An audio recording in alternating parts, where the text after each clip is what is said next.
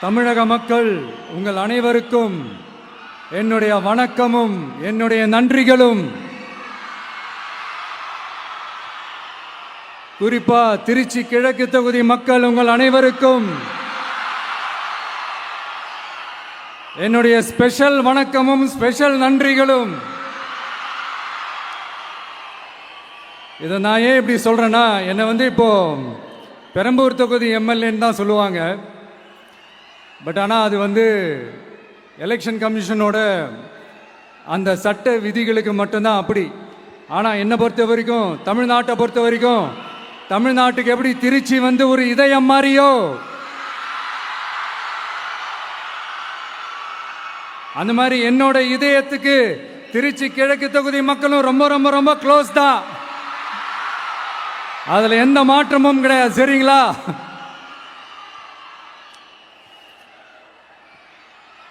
ஆட்சிக்கு சில வாரங்கள் கூட ஆகல. 6 மாசம் அமைதியா இருப்போம்னு சொன்னவங்களாம் 6 நாள் கூட அமைதியா இருக்க முடியல. ஆட்சிக்கு அரை மணி நேரத்திலே ஆரம்பிச்சிட்டாங்க.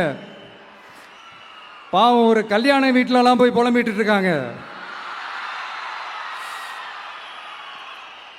நான் சொன்னதெல்லாம் நடக்குதா? 1 by 1 எல்லா புலம்பல்ஸும்.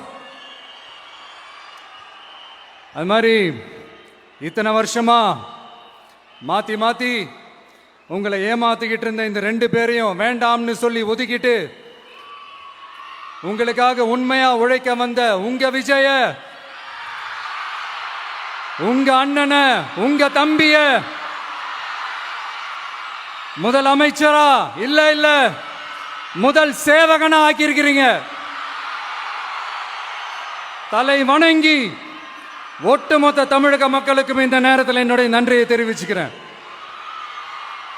இந்த நேரத்தில் எங்களுக்கு ஆதரவு தெரிவிச்ச அத்தனை இயக்கங்களுக்கும், அத்தனை இயக்கத்தின் தலைவர்களுக்கும் மீண்டும் என்னுடைய நன்றியை தெரிவிச்சுக்கிறேன்.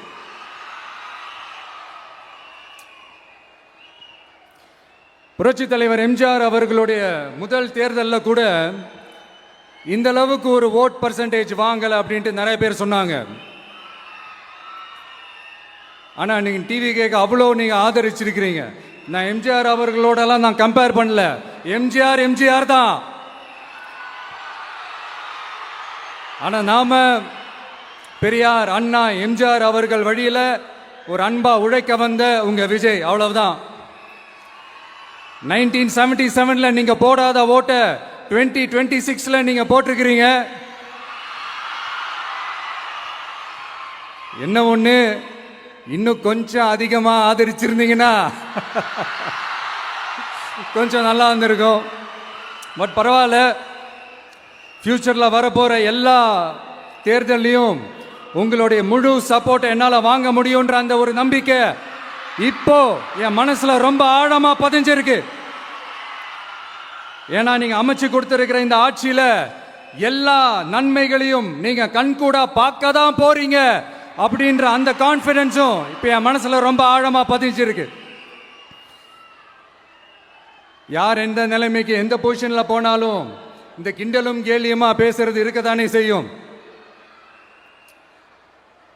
நம்மளை பத்தி, நம்ம அரசியலை பத்தி, நம்ம பேச்சை பத்தி இந்த கிண்டலும் கேலியுமா பேசிட்டு தானே இருப்பாங்க. அவங்க எல்லாருக்குமே என் சைட்ல இருந்து ஒரே ஒரு ரிக்வெஸ்ட், தயவு செஞ்சு நிப்பாட்டிடாதீங்க. தயவு செஞ்சு கண்டினியூ பண்ணுங்க. நீங்க தான் என்னோட எனர்ஜி ஃபோர்ஸ். நீங்க பேசிக்கிட்டே இருங்க. நான் மக்களுக்கு தேவையான நல்லதை செஞ்சுக்கிட்டே இருப்பேன்.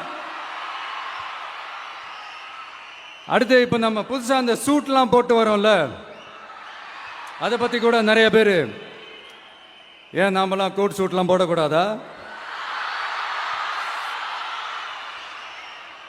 அதிகாரம் செய்யறவங்களும் ஆதிக்க சக்திகளும் மட்டும்தான் கோட் சூட்லாம் போடணுமா? அப்பெல்லாம் எதுவுமே கிடையாது. நான் என்ன கலராவா போட்டு வரேன்? 2 கலர். நம்ம எல்லாரும் மனசு மாதிரியே பிளாக் அண்ட் ஒயிட். எல்லாத்திலும் பிளாக் அண்ட் ஒயிட்டா இந்த விஜய் இருப்பான் அப்படின்னு காட்டுறதுக்கு தான் அந்த கலர்.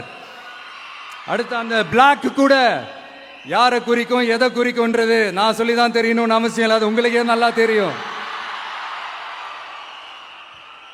எல்லாத்துக்கும் இப்படி வழக்கம் சொல்லிக்கிட்டு நசன் பேசுற டைப்பும் நம்ம கிடையாது. உங்களுக்கே தெரியும், அதிகபட்சமா எல்லா மீட்டிங்களும் 20 நிமிஷம்குள்ளதான் நான் பேசியிருக்கிறேன். அதனால இப்ப மக்கள் என்கிட்ட என்ன சொல்றாங்க அப்படின்னா, இந்தப்பா விஜய், நீ எங்களுக்காக உழைக்கிறதுக்காக வந்திருக்கிற, அந்த வேலையை மட்டும் பாரு, உன்னை பத்தி பேசுறவங்கள நாங்க பாத்துக்கிறோம்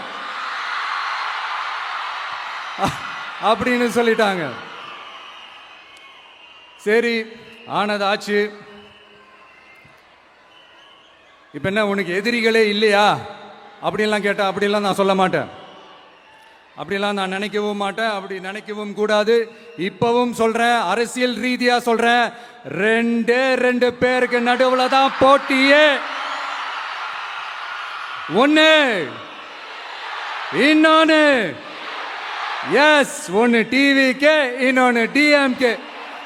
இதுக்கு நடுவுல வேற யாருக்கும் எந்த வேலையும் கிடையாது. ஏதாவது இருக்குன்னு சொல்றீங்க? எலெக்ஷனுக்கு முன்னாடியும் அவங்களுக்கு ஒரு வேலையும் இல்லை, இப்ப எலெக்ஷனுக்கு அப்புறம் சுத்தம். ஆனா இந்த திமுகவும் மற்றும் பலரும் ஒன்னா சேர்ந்துக்கிட்டு இந்த விஜயோட ஆட்சி வந்துடக்கூடாதுன்னு சொல்லி ஒரு கூத்து ஒண்ணு பண்ணாங்களே, அந்த கடைசி 5 நாள், அடாடாடாடாடா, நமக்கெல்லாம் ஓஹோ இப்படியெல்லாம் கூட நடக்குமோ என்ன கூத்துங்கிறீங்க. ஆனா ஃபியூச்சர் என்னவா இருக்கும்ன்றதை மட்டும் இப்ப நான் சொல்றேன். உங்களுக்காக உண்மையா உழைக்க வந்த இந்த விஜயா, இல்ல இந்த விஜயோட ஆட்சி அமைஞ்சிடக்கூடாதுன்னு தடுக்க நினைச்ச ஸ்டாலின் சாரா, அவ்வளவுதான். இதுக்கு நடுவுல வேற யாரும் எந்த அல்லு சில்லும் உள்ள வந்து நம்மளை தடுக்கிறதோ எதிர்க்கிறதோ ஏதாவது பண்ணாங்கன்னா நிர்வாகம் அதுக்கு பொறுப்பில்லை ராஜா, நிர்வாகம் அதுக்கு பொறுப்பில்லை. ரிசல்ட் என்னவா வரும்ன்றது அது உங்களுக்கே நல்லா தெரியும். நம்மளை ஏளனமா பேசுறதா நினைச்சு நினைச்சு அவங்களுக்கு ஆப்பு வச்சுக்கிறாங்க. திமுக நம்மளை தடுக்க, திமுக நம்மளை எதிர்க்க, திமுக நம்மளை அவமானப்படுத்த அத்தனையும் நமக்கு நன்மையே.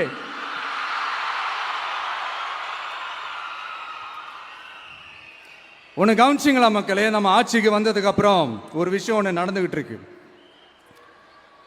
இது இந்த ஜென்சி தலைமுறையை அட்ராக்ட் பண்றதுக்காக இங்கிலீஷ் தமிழ் கலந்த அறிக்கை, அது சொல்ல வந்த நினைச்சீங்களா? அந்த காமெடி எல்லாம் கிடையாது. அடுத்து இந்த ரியாலிட்டியை மறந்துட்டு இந்த ரீல்ஸ் போடுறது, அது சொல்ல வந்தீங்களா? அந்த காமெடியும் கிடையாது. இது சீரியஸா ஒரு விஷயம் நடந்துகிட்டு இருக்கு. முன்னெல்லாம் சட்டசபையில யார் பேசினா நமக்கு என்ன, யார் அடிச்சுக்கிட்டா நமக்கு என்னன்னு இருந்த கூட்டம்லாம் இப்ப சட்டசபையில என்ன நடக்குது, என்ன பேசிக்கிறாங்கன்றது ரொம்ப உன்னிப்பா கவனிக்கிறாங்க.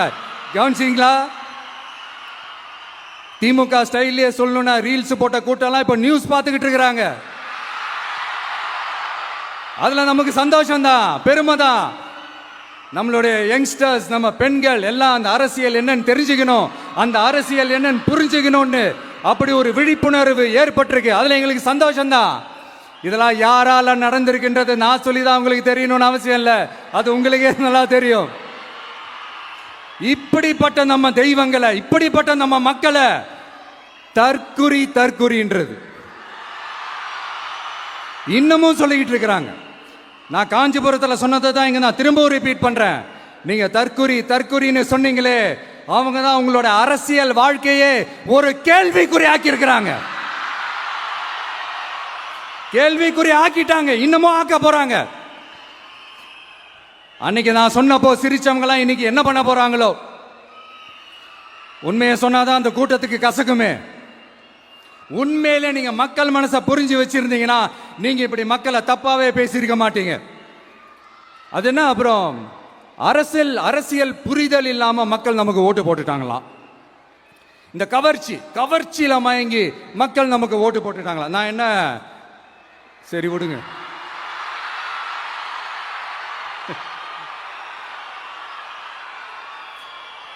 மக்கள் அவங்களுக்கு ஓட்டு போட்டா அந்த மக்கள் நல்லவங்களாம், அதே மக்கள் நமக்கு ஓட்டு போட்டா அந்த மக்கள் கெட்டவங்களா, தற்குறியா.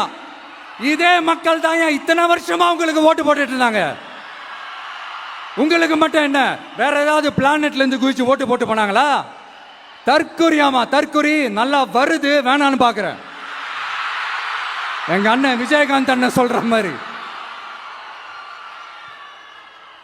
அண்ணா அவர்கள் ஆரம்பிச்ச கட்சியை ஒரு அடிமை கூடாரமா ஆக்குனது யாருங்க சார்?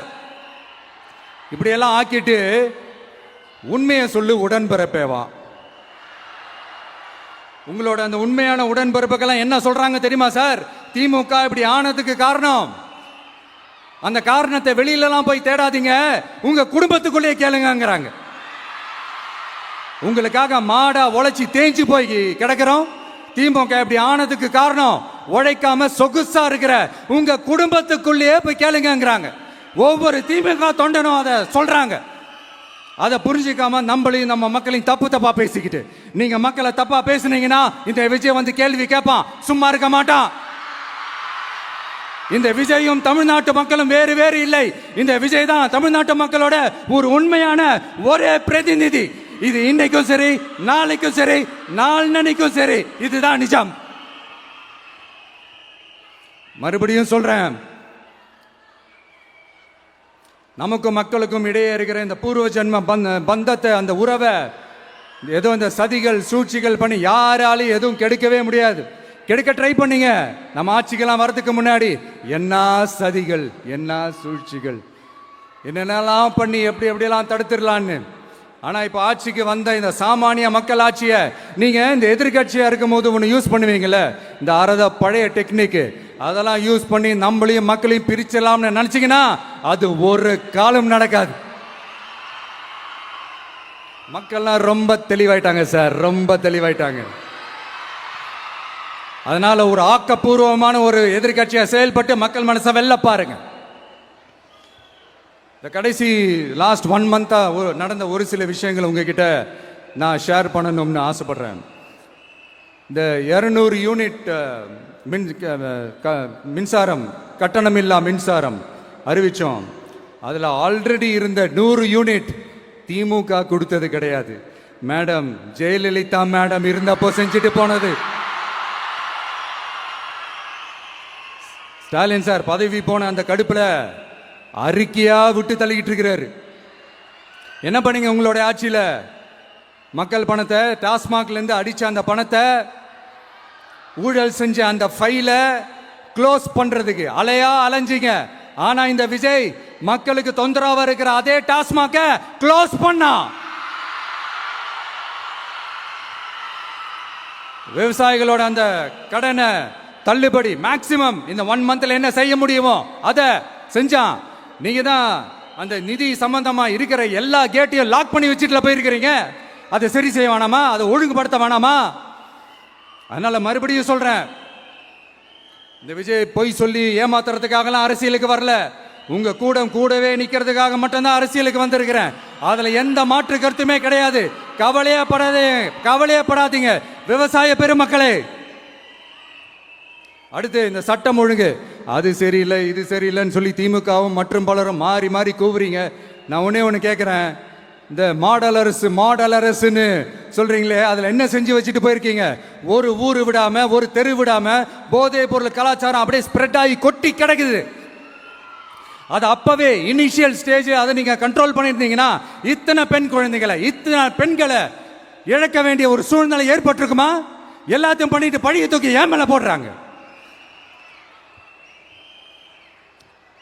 நீங்க என்ன பழி நம்ம மேல போட்டாலும் மக்கள் நிம்மதியா வாழக்கூடிய அந்த செயலை கண்டிப்பா இந்த விஜய் செஞ்சு தான் காட்டுவான்.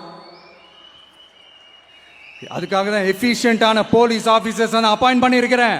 எஃபிஷியன்டான அந்த போலீஸ் ஆபீசர்ஸ் டீம் நான் அப்பாயிண்ட் பண்ணியிருக்கிறேன். பெண்கள் பாதுகாப்பான அந்த சிங்கப்பெண் காவல் படை நெக்ஸ்ட் வீக் அதை இனாகரேட் பண்ண போறோம். தப்பு செஞ்சவங்களுக்கான தண்டனை, அதுக்கான சார்ஜ் ஷீட் எல்லாமே ரொம்ப ஃபாஸ்டா ரொம்ப ஸ்பீடா செய்யறதுக்கான அந்த வேலையை செய்ய சொல்லி இருக்கிறோம். கோர்ட்ல கூட தப்பு செஞ்சவங்களுக்கான அந்த கடுமையான தண்டனை வாங்கி கொடுக்கறதுக்கான அந்த வேலையையும் ரொம்ப சீக்கிரமா செய்ய சொல்லி இருக்கிறோம். அதனால நீங்க என்ன பழி நம்ம மேல போட்டாலும் உண்மையா உறுதியா மக்களுக்கு தேவையான எல்லா விஷயங்களையும் இந்த விஜய் செஞ்சு தான் காட்டுவான். இப்படியெல்லாம் நம்ம சொல்றதுனால இவங்க என்ன சொல்லுவாங்க தெரியுமா? அவங்க தான் ஆட்சியிலே இல்லையே, அப்புறம் ஏங்க அவங்கள குறை சொல்றீங்க அப்படின்னு கேட்பாங்க.